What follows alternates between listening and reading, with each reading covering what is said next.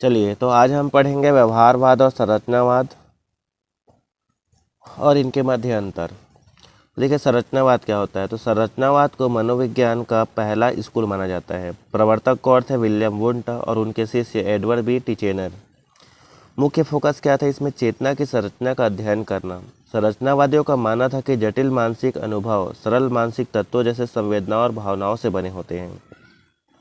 अध्ययन विधि क्या था इसमें? देखिए, अंतर्निरीक्षण विधि का प्रयोग, जिसमें व्यक्ति को अपने स्वयं के मानसिक अनुभवों का सावधानीपूर्वक और व्यवस्थित रूप से वर्णन के लिए प्रशिक्षित किया जाता था।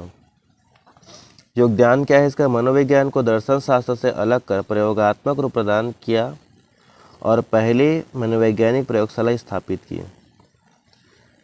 अब जानते हैं व्यवहारवाद के बारे में। तो देखिए, व्यवहारवाद संरचनावाद के विरोध में एक प्रतिक्रिया के रूप में उभरा। प्रवर्तक कौन थे आपके? जेबी वॉटसन और बाद में इवान पावलोव, बीएफ स्किनर आदि ने इसका विस्तार किया। मुख्य फोकस था केवल अवलोकन योग्य व्यवहार का अध्ययन करना। व्यवहारवादियों ने चेतना, मन और आंतरिक अनुभव जैसे शब्दों को मनोविज्ञान के दायरे से बाहर कर दिया, क्योंकि उन्हें वस्तुनिष्ठ रूप से मापा नहीं जा सकता। अध्ययन विधि क्या थी? मुख्य रूप से उद्दीपन, अनुक्रिया, संबंधों और अधिगम की प्रक्रियाओं पर बल दिया। उन्होंने प्रयोगों के लिए पशुओं का भी प्रयोग किया और परिणाम को मानव व्यवहार पर लागू किया। मनोविज्ञान को और अधिक वस्तुनिष्ठ और वैज्ञानिक बनाया और शिक्षा तथा नैदानिक स्थितियों में सीखने के सिद्धांतों का व्यापक उपयोग किया।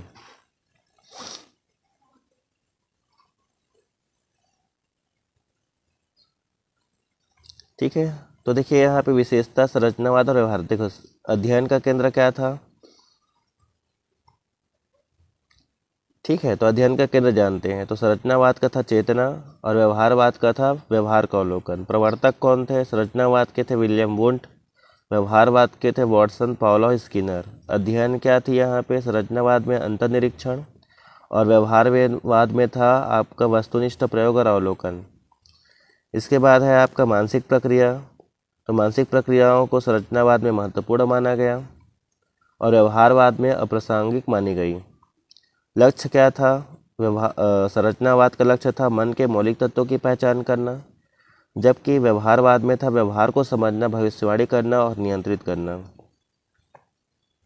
संक्षेप में देखते हैं, संरचनावाद आंतरिक मन को समझने की कोशिश करता था, जबकि व्यवहारवाद बाहरी मापने योग्य क्रियाओं पर ध्यान केंद्रित करता था। ठीक है, तो जो आपका संरचनावाद है ना, वो आंतरिक मन पर आधारित था, जबकि जो व्यवहारवाद था वो आपके बाहरी व्यवहार पर आधारित था। ठीक है, तो आज के लिए इतना ही। मिलते हैं अगले वीडियो में, तब तक के लिए बाय बाय।